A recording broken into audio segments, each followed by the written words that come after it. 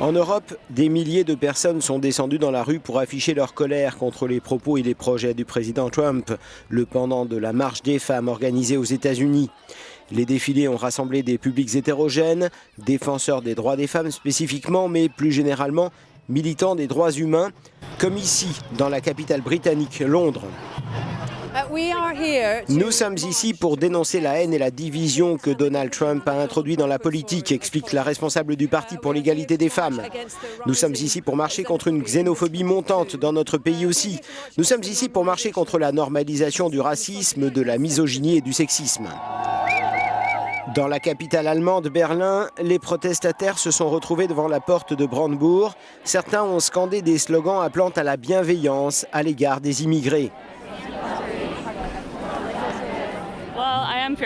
Je crains que nous perdions nombre de nos droits, commente cette Américaine vivant en Allemagne. J'ai peur pour la démocratie dans mon pays.